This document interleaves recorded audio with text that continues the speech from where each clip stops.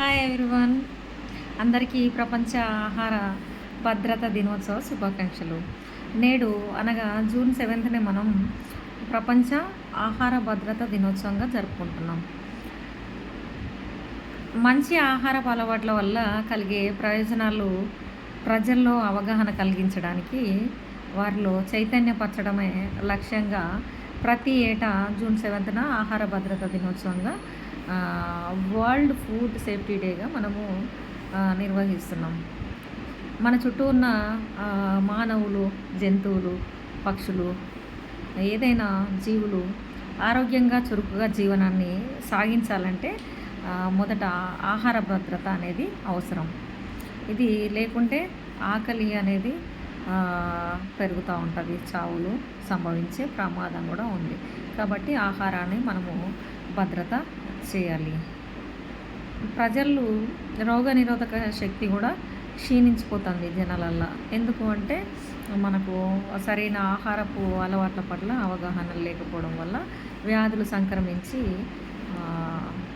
రోగాల బారిన పడుతున్నాం. ఆహార వృధాను అరికట్టాలంటే మనకు మొదట దాన్ని నిల్వ చేయడం గురించి తెలిసి ఉండాలి. ఆహారాన్ని మనము నిల్వ చేసేవారుగా వృధా చేయకుండా ఉన్నట్లయితే మనము ఆహారాన్ని నిల్వ చేయగలుగుతాం. ఈరోజు మనము ఆహారపు అలవాట్లను గురించి అవగాహన కలిగి ఉండాలి.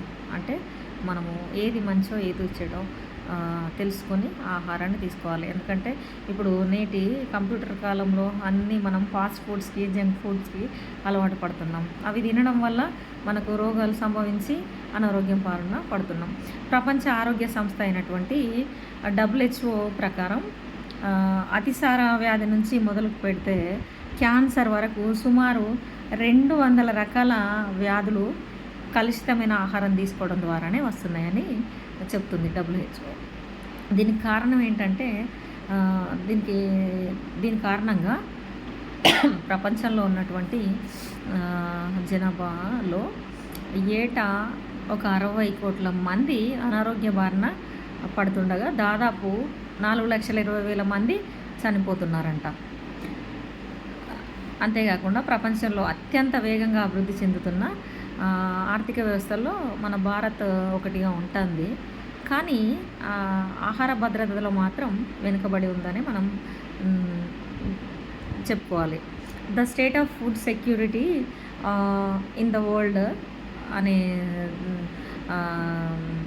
సంస్థ ద్వారా 2024లో నివేదిక ప్రకారం భారత్లో 19.5 కోట్ల మంది ప్రజలు పోషకాహార లోపంతో బాధపడుతున్నారంట. ఐక్యరాజ్య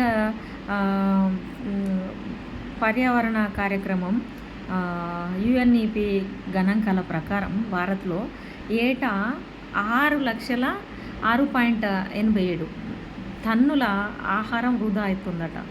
కేంద్ర వ్యవసాయ శాఖ నివేదిక 2023-24 ప్రకారం మన దేశంలో ఏటా వృధా అవుతున్న ఆహారం విలువ 50,000 రూపాయల కోట్లు. ఒక్కో వ్యక్తి సగటున 55 కేజీల ఆహారాన్ని వృధా చేస్తున్నాడట. మన జనాభా లెక్కల ప్రకారం చూసినట్లయితే మనం రోజుకి ఎన్ని తింటాము? 1 కేజీ తింటాం.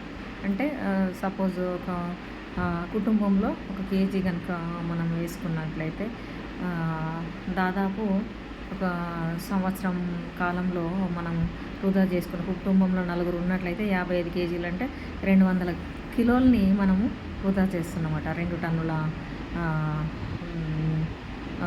ఆహారాన్ని మనం వృధా చేస్తున్నాం. UNOకి చెందిన Food and Agriculture Organization WHO 2016లో సంయుక్తంగా ఆహార భద్రత ప్రాముఖ్యం గురించి ప్రజలకు తెలియజేయాలని భావించి దీనికోసం ఒక రోజును ఏర్పాటు చేసుకున్నాయి. 2017లో జూలైలో జరిగినటువంటి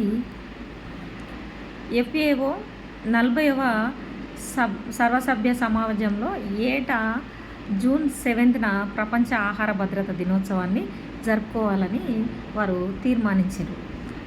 అదే ఏడాదిలో డిసెంబర్లో ఆ తీర్మానానికి WHO మద్దతు ప్రకటించిందంట. 2018 డిసెంబర్ 20న జరిగిన యుఎన్ఓ జనరల్ అసెంబ్లీలోనూ దీనికి ఆమోదం లభించింది.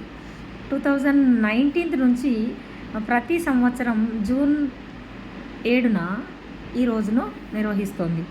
కాబట్టి ఈ ఆహార భద్రతకు మనము అవగాహన కలిగి ఉండాల్సిన అవసరత ఉంది. కావున మనం ఆహారాన్ని వృధా చేయకుండా ఉండాలి. దీనికి తగు చర్యలను తీసుకోవాలి.